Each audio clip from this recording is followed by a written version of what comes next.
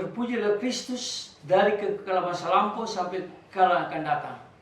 Kembalilah berjumpa dengan saya, Pendeta Jonathan F. Lupulalang, pada Sabtu Sunyi 30 Maret tahun 2024. Mari kita berdoa minta pimpinan Roh Kudus.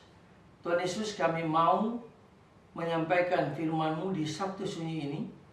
Itulah sebabnya Tuhan, urapilah hamba-Mu dan beri penerangan kepada seluruh jemaat, seluruh pendengar dengan kuasa Roh-Mu yang kudus. Dalam nama Yesus kami berdoa. Amin. Tema kita pada Sabtu Sunyi ini adalah detik-detik kebangkitan Tuhan Yesus.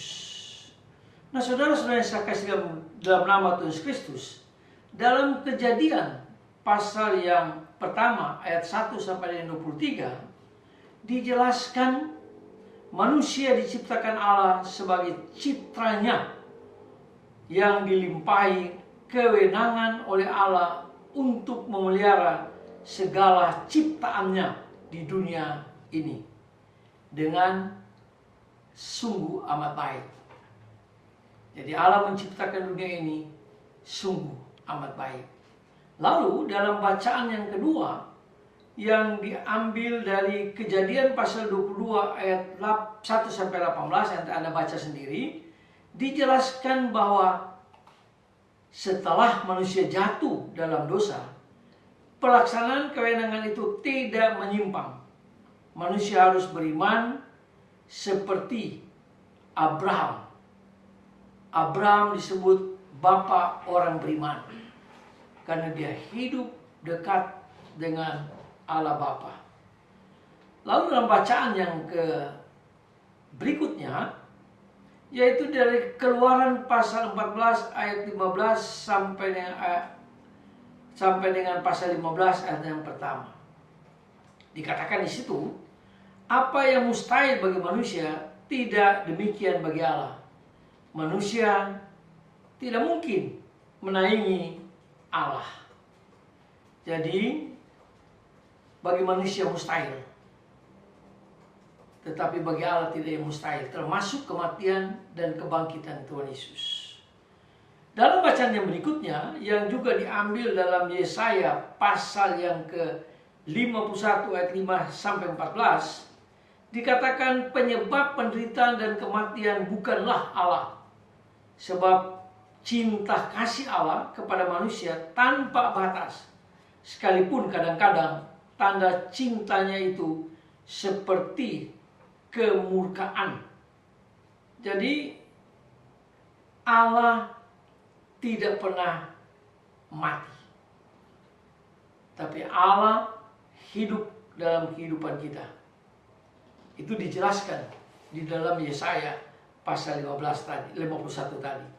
Lalu bacaan berikutnya dalam Yesaya, masih dalam Yesaya 55 ayat 1 sampai 11. Dikatakan di situ kita akan mampu menangkap dan memahami bila kita mengikuti jalan pikiran Allah, sekalipun bagi kita tampaknya tidak masuk akal, tapi bagi Allah masuk akal.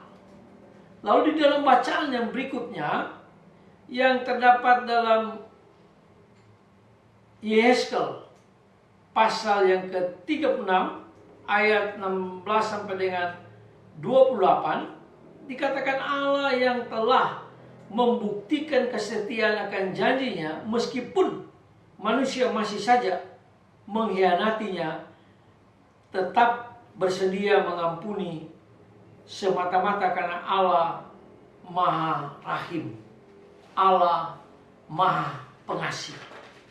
Itu sebabnya Allah sangat mengasihi manusia. Ya. Nah, saudara-saudara yang saya kasih dalam Tuhan Kristus, dalam bacaan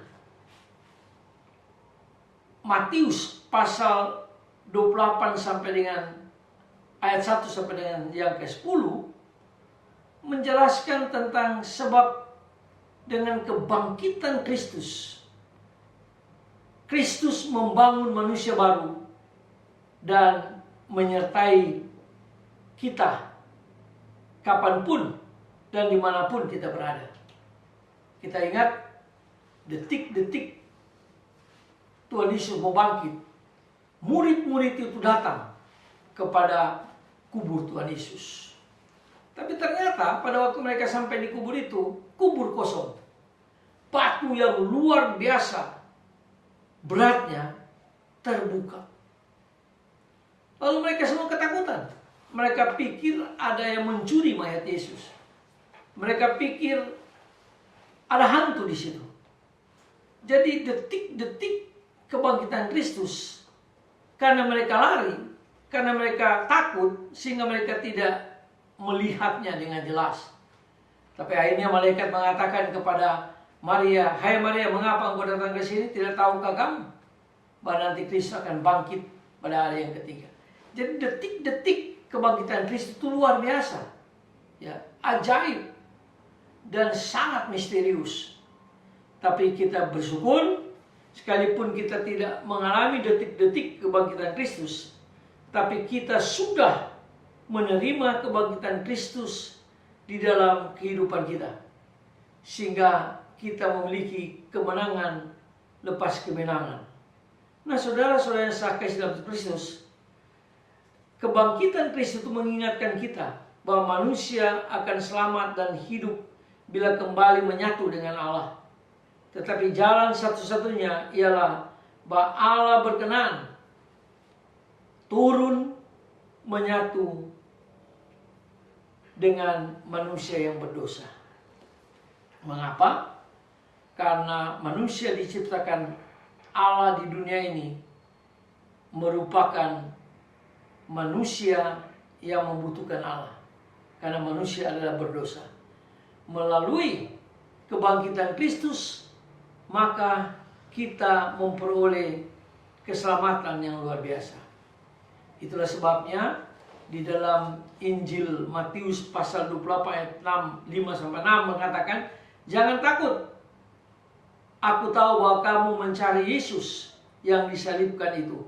Ia tidak di sini, sebab ia sudah bangkit seperti yang dikatakannya." Nah, kata-kata malaikat itu mau menunjukkan bahwa Tuhan Yesus berkuasa atas hidupnya. Dan kebangkitan Kristus menunjukkan hidup insaninya dimuliakan berkat kesatuannya dengan hidup Allah Bapa. Dalam kebangkitannya, Kristus membangun manusia yang baru. Semoga firman Tuhan hari ini menguatkan iman kita dan memperbaharui iman kita, serta kita terus menyampaikan berita kelahiran, kematian, dan kebangkitan Kristus, bahkan kenaikannya ke surga. Terpujilah Kristus dari kekal masa lampau, masa kini sampai pada kekal yang akan datang. Sampai kita berjumpa di kesempatan yang lain. Mari berdoa. Tuhan Yesus, terima kasih karena Engkau mau membuktikan bahwa detik-detik kebangkitan Kristus sangat luar biasa. Murid-muridnya tidak dapat mengalaminya karena mereka takut dan mereka lari. Tapi kami sebagai manusia yang hidup di abad 21 ini, kami sungguh percaya akan kebangkitan Kristus. Sehingga manusia yang berdosa diperbaharui Kristus dan akan dibangkitkan oleh Kristus pada waktu Yesus, Tuhan Yesus datang kembali. Terpujilah Kristus. Haleluya. Amin. Sampai kita berjumpa di kesempatan yang lain.